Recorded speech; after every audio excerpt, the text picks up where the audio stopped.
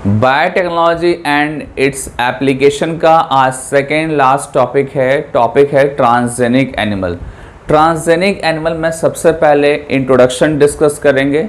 Introduction में हम discuss करेंगे कि कैसे ट्रांसजेनिक एनिमल्स को प्रिपेयर करते हैं, that means how to prepare transgenic animals. ठीक है, देन आफ्टर एनसीईआरटी में दिए हुए कुछ क्वेश्चंस हैं, उस क्वेश्चन का आंसर डिस्कस करेंगे यहाँ पे। ठीक है, और जब आंसर डिस्कस करेंगे तो वहाँ पे आपको मिलेगा क्या, सिग्निफिकेंस ऑफ ट्रांसजेनिक एनिमल मिलेगा। ठीक है, तो ये आज का लेक्चर का कंटेंट होगा, जिसमें सबसे पहले हम इंट्रोडक्शन अबाउट ट्रांसजेनिक एनिमल देखते हैं। इंट्रोडक्शन अबाउट ट्रांसजेनिक एनिमल में सबसे पहले हम डिस्कस करेंगे कि कैसे हम ट्रांसजेनिक एनिमल्स को बनाते हैं। ठीक है, तो सिंपली जैसे आपने ट्रांसजेनिक प्लांट्स बनाया था या जेनेटिकली मॉडिफाइड ऑर्गेनिज्म और प्लांट्स बनाया था, सिमिलरली यहाँ पे भी आप फॉरेन डीएनए को, डिज़ायर्ड डीएनए को और ट्रांसजीन को, ठीक है, जो फॉरेन डीएनए है वो ट्रांसजीन भी उसको बोलते हैं। ठीक है, और ऐसे फॉरेन डीएनए और डिज़ायर्ड डीएनए को जब किसी आप एनिमल के अंदर इंट्रोड्यूस करते हैं, ठीक है, डिफरेंट टाइप के ट्रांसफॉर्मेशन टूल्स अप्लाई करके, देन वो जो एनिमल है वो कन्वर्ट हो जाता है ट्रांसजेनिक एनिमल में। ठीक है, वो कन्वर्ट हो जाता है ट्रांसजेनिक एनिमल में। और मैं आपको बता दूं कि ट्रांसजेनिक एनिमल बनाने के लिए जो है, जो ट्रांसफॉर्मेशन प्रोसेस है, ठीक है, उसको यहाँ पे हम बोलते हैं ट्रांसफेक्शन। क्या बोलते हैं?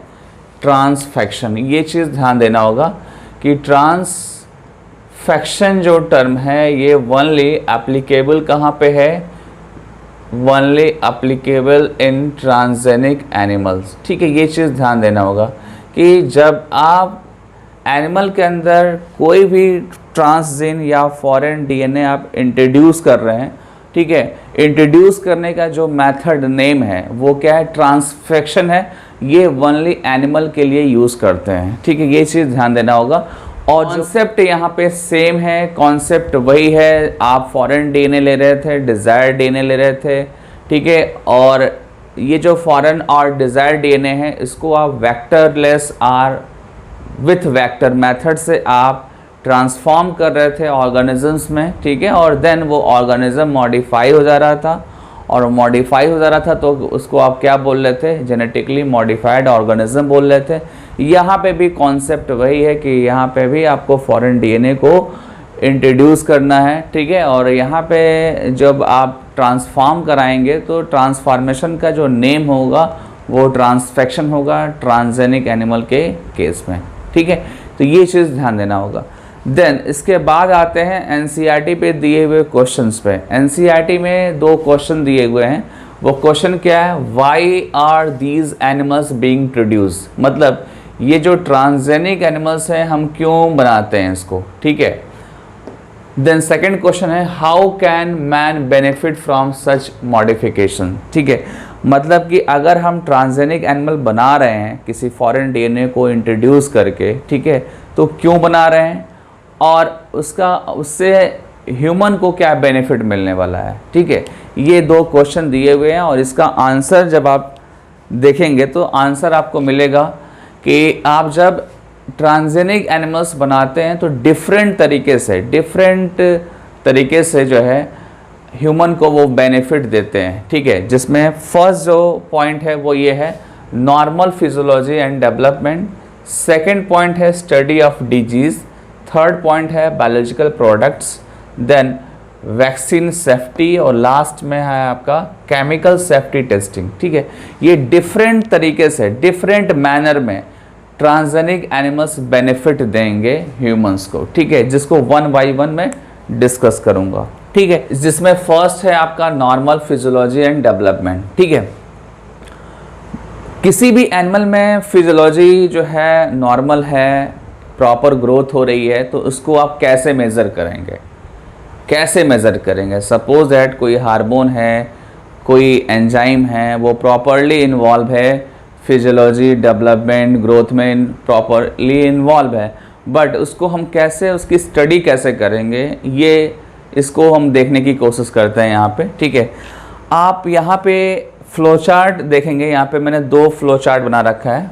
फर्स्ट जो फ्लो चार्ट है उसमें मैंने लिया है insulin like growth factor gene, मतलब एक ऐसा ग्रोथ फैक्टर का जीन लिया है मैंने, ठीक है, और उसकी स्टडी करने की कोशिश की है जिसका रिलेशन किससे है, फिजियोलॉजी और डेवलपमेंट से है। ठीक है, और ये जो जीन है जब एक्सप्रेस करेगा तो इंसुलिन लाइक ग्रोथ फैक्टर बनाएगा। ठीक है, इंसुलिन लाइक ग्रोथ फैक्टर बनाएगा, और ये जो ग्रोथ फैक्टर है ये क्या होगा, प्रोटीन होगा। ठीक है, आपको पता है कि जीन जब एक्सप्रेस करते हैं तो प्रोटीन बनाते हैं, और प्रोटीन जब बनेगा तो ये प्रोटीन कैसे फिजियोलॉजी और डेवलपमेंट में इन्वॉल्व होगा वो हम देखने की कोशिश करेंगे। ठीक है, तो यहाँ पे आप देख रहे हैं कि ये जो आपका इंसुलिन लाइक ग्रोथ फैक्टर है ये ऑर्गेनिज्म में ग्रोथ के लिए रिस्पॉन्सिबल है। ठीक है, ऑर्गेनिज्म में ग्रोथ के लिए रिस्पॉन्सिबल है। ग्रोथ क्या है, कैसे है, ये हम अभी एनालिसिस नहीं करेंगे। ठीक है, अभी एनालिसिस नहीं कर रहे हैं, हम सिंपली ये देखेंगे कि ग्रोथ हो रहा है। ठीक है, ऑब्जर्वेशन में हम देखेंगे कि क्या क्या चेंज हुआ। ठीक है, बट डिफरेंस आपको तब पता चलेगा जब इसके कंपैरिजन में आप दूसरा कोई एक्सपेरिमेंट करेंगे और फिर कंपेयर करेंगे तो आपको एग्जैक्टली डिफरेंस पता होगा। ठीक है, जब आप पर्टिकुलरली इस फ्लो चार्ट को फोकस करेंगे तो ऑर्गेनिज्म में ग्रोथ और डेवलपमेंट होगा, बट आपको डिफरेंस नहीं पता चलेगा। ठीक है, क्योंकि यहाँ पे मैंने कुछ भी नहीं किया है, यहाँ पे मैंने कोई चीज़ नहीं किया है, और यहाँ पे जो ऑर्गेनिज्म लिया है वो नॉर्मल है ऑर्गेनिज्म है। ऑर्गेनिज्म यहाँ पे क्या है, एनिमल है। यहाँ पे आप बोल सकते हैं कि यहाँ पे नॉर्मल एनिमल है, और वो जो एनिमल है इस ग्रोथ फैक्टर के हेल्प से जो भी करना होगा वो करेगा, वो जिस टाइप का ग्रोथ और डेवलपमेंट करना होगा वो करेगा। बट अगर आपको इसका माइन्यूट ऑब्जर्वेशन करना होगा तो इसके कंपैरिजन में एक और आप प्रोसेस या फ्लो चार्ट को देखेंगे, और उससे आपको पता चलेगा कि यहाँ पे एक्चुअल इस पर्टिकुलर ग्रोथ फैक्टर का क्या रोल है, आपको समझ में आ जाएगा। क्योंकि जब भी आप 2 चीज़ों को कंपेयर करते हैं तो आपको डिफरेंस समझ में आता है। किसी भी चीज़ का प्रेजेंस और एब्सेंस ही उसका सिग्निफिकेंस बताता है। ठीक है, ये चीज़ ध्यान में रखना होगा कि कोई चीज़ अगर है आपके पास, ठीक है, और अब वो चीज़ अगर बाद में नहीं है तो आपको डिफरेंस समझ में आता है। सिमिलरली यहाँ पे ये ग्रोथ फैक्टर है और उस ग्रोथ फैक्टर का क्या रोल है डेवलपमेंट और ग्रोथ में, ठीक है, वो तो जो होना है वो हो रहा है, बट जब आप कंपेयर करेंगे तो ये इसका डिफरेंस आपको समझ में आएगा। ठीक है, यहाँ पे जो फ्लो चार्ट है वो फ्लो चार्ट में मैंने क्या किया है कि उस एनिमल के अंदर, ठीक है, जो एनिमल मैंने स्टार्टिंग में यहाँ लिया था, इस एनिमल के अंदर एक फॉरेन डीएनए मैंने इंट्रोड्यूस कर दिया है, और वो जो फॉरेन डीएनए है वो एक्चुअली मैंने कहाँ पे इंट्रोड्यूस किया है, इंसुलिन लाइक ग्रोथ फैक्टर, जो यहाँ पे मैंने insulin like growth factor gene लिया था। ठीक है, इंसुलिन लाइक ग्रोथ फैक्टर का जो जीन लिया था उस जीन में, उस पर्टिकुलर जीन के अंदर मैंने क्या किया, foreign DNA or transgene introduce कर दिया है। ठीक है, ध्यान देना होगा, मतलब कि मैंने insulin like growth factor gene को डिस्टर्ब कर दिया, और जब डिस्टर्ब कर दिया तो इसका जो पहले फंक्शन हो रहा था, जैसे कि मैंने यहाँ पे बताया, वो फंक्शन यहाँ पे आपको देखने को नहीं मिलेगा। ठीक है, और जब फॉरेन डीएनए आर ट्रांसजीन जब इंट्रोड्यूस करेंगे तो अब वो ऑर्गेनिज्म कैसा हो जाएगा, वो हो जाएगा ट्रांसजेनिक ऑर्गेनिज्म और ट्रांसजेनिक एनिमल हो जाएगा। ठीक है, यहाँ पे हम एनिमल ले रखे हैं तो यहाँ पे हम बोलेंगे ट्रांसजेनिक एनिमल, और देन उसके बाद से फिर से एक बार हम रोल का ऑब्जर्वेशन करेंगे। रोल मीन्स कि जो आपने यहाँ पे फॉरेन डीएनए इंट्रोड्यूस किया, और इंट्रोड्यूस करने के बाद ये जो इंसुलिन लाइक ग्रोथ फैक्टर ये डिस्टर्ब हो गया, और डिस्टर्ब होने के बाद से आपको ग्रोथ में डिफरेंसेस देखने को मिलेंगे। ठीक है, और जब ग्रोथ में डिफरेंसेस आपको देखने को मिलेंगे, देन आप क्या करेंगे, प्रीवियस वाले एक्सपेरिमेंट को से आप कंपेयर कर लेंगे। प्रीवियस वाले एक्सपेरिमेंट से आप जब कंपेयर करेंगे तो आपको डिफरेंस क्लियरली समझ में आ जाएगा कि ये जो इंसुलिन लाइक ग्रोथ फैक्टर है या इसका जो जीन है वो किस तरीके से उस ऑर्गेनिज्म को बेनिफिट पहले दे रहा था। ठीक है, तो इस तरीके से डिफरेंट टाइप के जो है ट्रांसजेनिक मॉडल प्रिपेयर किए गए हैं। आपको मैं बता दूं कि यहाँ पे ट्रांसजेनिक मॉडल प्रिपेयर किया गया है नॉर्मल फिजियोलॉजी और डेवलपमेंट की स्टडी के लिए। ठीक है, ऐसे डिफरेंट टाइप के और भी मॉडल्स प्रिपेयर किए जाएंगे अलग अलग सिग्निफिकेंस के लिए। ठीक है, यहाँ पे जो प्रिपेयर किया गया है वो फिजियोलॉजी और डेवलपमेंट की स्टडी के लिए प्रिपेयर किया गया है। ठीक है, आप देख सकते हैं मैंने फॉरेन डीएनए इस एनिमल में इंट्रोड्यूस किया है और एनिमल कैसा हो गया, ट्रांसजेनिक एनिमल हो गया। और इस ट्रांसजेनिक एनिमल से आपको क्या समझ में आया कि ये जो एनिमल है ये आपके बॉडी के अंदर जो फिजियोलॉजी और डेवलपमेंट हो रहा है उसको ये समझाने में हेल्प कर सकता है। ठीक है, उसको आप समझने में उसका यूज़ कर सकते हैं, ये भी बोल सकते हैं आप। ठीक है, तो इस तरीके से फर्स्ट सिग्निफिकेंस ख़त्म हो गया। और एक चीज़ मैं बता दूं कि ट्रांसजेनिक एनिमल बहुत सारे हैं, बहुत सारे। ट्रांसजेनिक काऊ है, ट्रांसजेनिक शीप है, ट्रांसजेनिक अदर कैटल्स हैं, ठीक है, माइस है। ठीक है, और वैसे 95% केसेस में माइस का यूज़ किया गया है। जो भी बायोटेक्नोलॉजी में एनिमल से रिलेटेड जो भी एप्लीकेशंस हुए हैं या एनिमल से रिलेटेड जो भी एक्सपेरिमेंट हुए हैं तो वहाँ पे मोस्टली ट्रांसजेनिक माइस यूज़ किया गया है। इवन 95% ट्रांसजेनिक माइस यूज़ किया गया है। ठीक है, और देन 5% में अदर ट्रांसजेनिक एनिमल्स का यूज़ किया गया है। तो ये चीज़ आपको ध्यान देना होगा। ठीक है, तो ये हमने देखा कि ट्रांसजेनिक एनिमल का नॉर्मल फिजियोलॉजी और डेवलपमेंट की स्टडी में क्या रोल है, ये समझ में आया। अब आते हैं सेकंड पॉइंट पे। सेकंड जो पॉइंट है हमारा study of disease. Study of disease में करना क्या है, आपको फिर से एक ट्रांसजेनिक मॉडल बनाना है। क्या करना है, ट्रांसजेनिक मॉडल बनाना है जिसके अंदर ऑलरेडी क्या है, डिजीज़ है। ठीक है, मतलब डिजीज़ उसके अंदर करने के लिए, ठीक है, डिजीज़ उसके अंदर क्रिएट करने के लिए आपने कोई उसमें डिस्टर्बेंसेस किया है, मॉडिफिकेशन किया है उस पर्टिकुलर एनिमल के अंदर। और जब आप मॉडिफाई कर दिया, उसके अंदर डिजीज़ इंट्रोड्यूस कर दिया, ठीक है, डिजीज़ इंट्रोड्यूस आप किसी भी तरीके से कर सकते हैं। आप कोई जीन को डिस्टर्ब करके या उसमें कोई अदर जीन डाल के आप जब डिजीज़ क्रिएट कर देंगे उस एनिमल के अंदर तो वो एनिमल जो है वो ट्रांसजेनिक एनिमल हो जाएगा। ठीक है, और देन उसके बाद हम क्या करेंगे, डिफरेंट टाइप के ड्रग्स हम देकर उसको ठीक करने की कोशिश करेंगे। डिफरेंट टाइप का ड्रग मेडिसिन दे के उसको हम नॉर्मल करने की कोशिश करेंगे। ठीक है, नॉर्मल करने की कोशिश करेंगे। और जब हम इंट्रोड्यूस करेंगे ड्रग का तो ड्रग का इफिकेसी भी आपको पता चल जाएगा। ठीक है, इफिकेसी का मतलब मैंने यही है कि वो किस तरीके से वो बेनिफिट दे रहा है, क्या डिजीज़ कंटेनिंग ट्रांसजेनिक एनिमल को क्या वो नॉर्मल कर रहा है तो कितना नॉर्मल कर रहा है, किस लेवल तक वो ठीक कर रहा है उस एनिमल को, ये हमको समझ में आ जाएगा। ठीक है, तो यहाँ पे हम एक्चुअली जब ड्रग देंगे, ड्रग का एडमिनिस्ट्रेशन देंगे ट्रांसजेनिक एनिमल को, तो ट्रांसजेनिक एनिमल अगर नॉर्मल हो जाएगा, ठीक है, थोड़ा या ज़्यादा जितना भी नॉर्मल होगा वो बड़ा इशू नहीं है। बट हमारा काम क्या है, ड्रग का स्टडी करना, ड्रग किस तरीके से बेनिफिट दे रहा है, कितना परसेंटेज में बेनिफिट दे रहा है, ये हमारा प्रायोरिटी होगा। और वहाँ पे हम क्या करेंगे, हम डिजीज़ की स्टडी कर लेंगे, डिजीज़ की स्टडी कर लेंगे। और आप यहाँ देख रहे हैं कि हमने डिजीज़ की स्टडी करने के लिए ट्रांसजेनिक एनिमल बनाया। ठीक है, ट्रांसजेनिक एनिमल बनाया, तो ये सेकंड सिग्निफिकेंस होगा। ठीक है, जो हमारा क्वेश्चन था कि how can man benefit from such modification, why are these animals being produce. ठीक है, ये जो क्वेश्चंस मैंने स्टार्टिंग बताया उसका ये आंसर है। यहाँ पे हम देख रहे हैं कि ट्रांसजेनिक एनिमल हमने बनाया और बनाकर हमने डिजीज़ की स्टडी की, डिजीज़ कैसे उसका क्योर होगा, कौन सा ड्रग उस पर यूज़ होगा, ये सारी चीज़ें हमने यहाँ पे एक्सपेरिमेंटली परफॉर्म किया और फिर समझ में आया। ठीक है, और जो भी हमारा रिपोर्ट मिलेगा, जो फाइनल जो भी हमारा रिजल्ट मिलेगा वो उससे हमको आगे के रिसर्च में हेल्प मिलेगा। ठीक है, आगे के रिसर्च में हेल्प मिलेगा। और ऐसे ही बहुत सारे अदर ट्रांसजेनिक एनिमल हम बनाएंगे और उनका अलग अलग यूज़ है। ठीक है, आप आगे देखते जाएंगे। अब आते हैं थर्ड जो हमारा है सिग्निफिकेंस, वो ये है कि हम ट्रांसजेनिक एनिमल बना रहे हैं और वो ट्रांसजेनिक एनिमल जो है डिफरेंट टाइप के बायोलॉजिकल प्रोडक्ट्स बना रहे हैं। ठीक है, या ऐसे बोल सकते हैं कि हम डिफरेंट टाइप के बायोलॉजिकल प्रोडक्ट्स जो है ऑब्टेन कर रहे हैं ट्रांसजेनिक एनिमल से। ठीक है, ट्रांसजेनिक एनिमल बनाया और उससे डिफरेंट टाइप के बायोलॉजिकल प्रोडक्ट्स हम गेन कर रहे हैं। और वो जो बायोलॉजिकल प्रोडक्ट्स है वो डिफरेंट टाइप की डिजीज़ में वो मतलब वहाँ पे हेल्प कर रहा है, डिजीज़ को रोक रहा है। ठीक है, रोकने की कोशिश कर रहा है वो।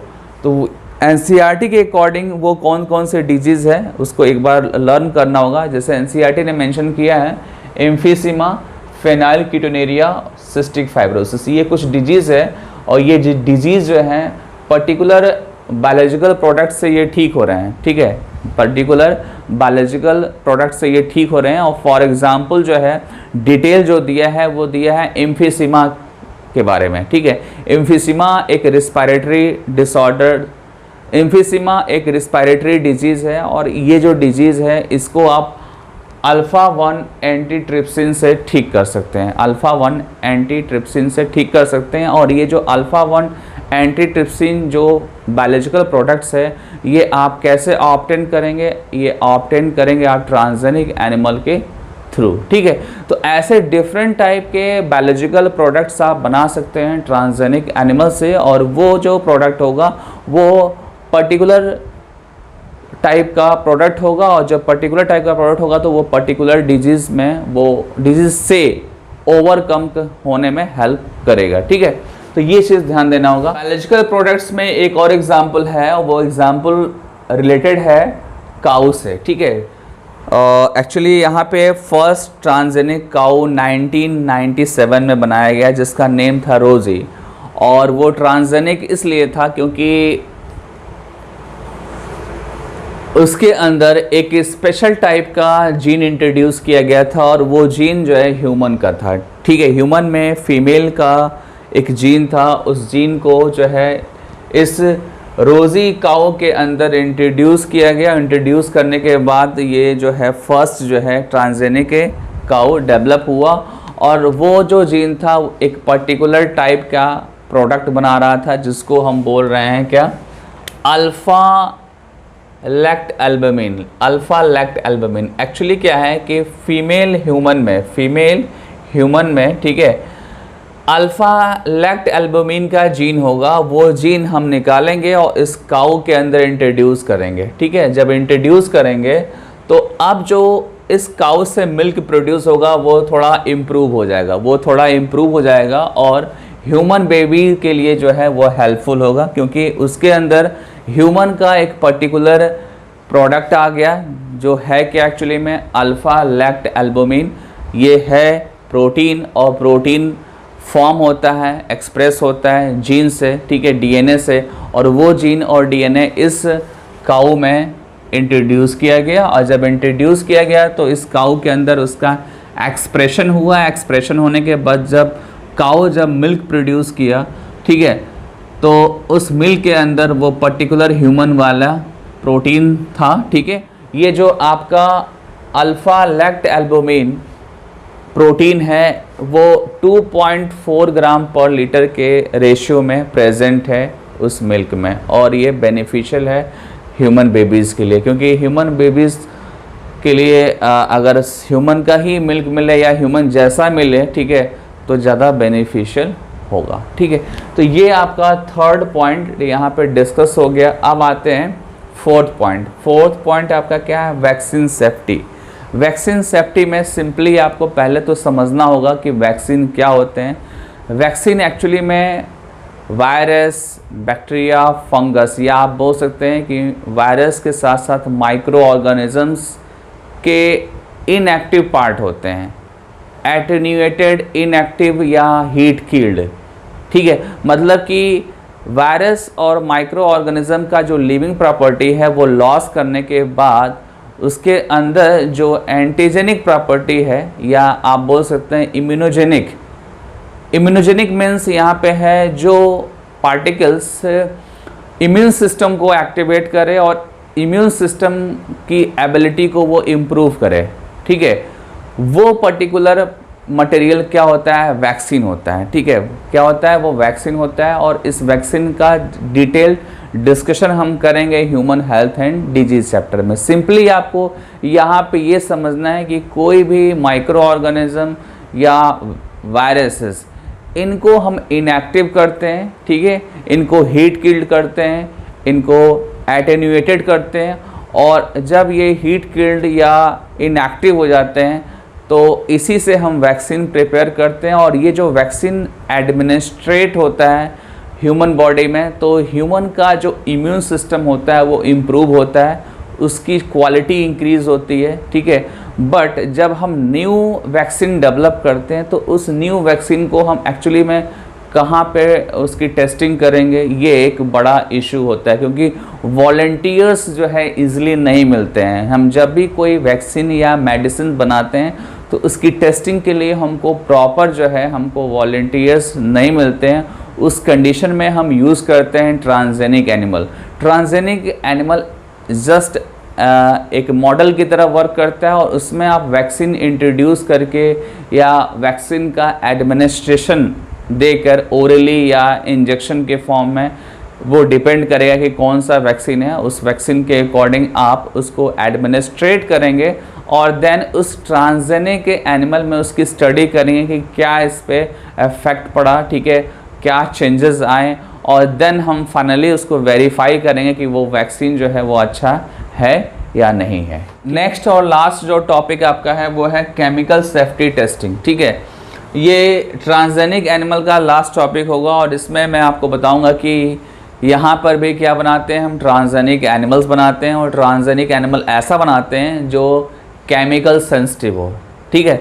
दैट मीन्स कि यहाँ पे भी हम कोई फॉरेन डीएनए लगाएंगे और उसको ट्रांसजेनिक एनिमल बनाएंगे, और वो जो फॉरेन डीएनए होगा वो केमिकल सेंसिटिव होगा, केमिकल सेंसिटिव होगा। और इसका बेनिफिट क्या मिलेगा, बेनिफिट ये मिलेगा कि जब आपको किसी भी केमिकल की सेंसिटिविटी चेक करना होगा एनिमल के अंदर, ठीक है, तो उसकी सेंसिटिविटी चेक करने के लिए आपको ट्रांसजेनिक एनिमल लेना होगा, बिकॉज ट्रांसजेनिक एनिमल जो प्रिपेयर किया वो क्या है, केमिकल सेंसिटिव है। और केमिकल सेंसिटिव में जब आप कोई केमिकल इंट्रोड्यूस करेंगे तो उसका इफेक्ट आपको देखने को मिलेगा, और देन वहाँ पे आप एनालाइज करेंगे, ऑब्जर्व करेंगे, और फाइनली आप ये बताएंगे कि वो केमिकल किस तरीके से बॉडी को बेनिफिट या हार्म पहुंचा रहा है, ये आपको समझ में आएगा, ठीक है।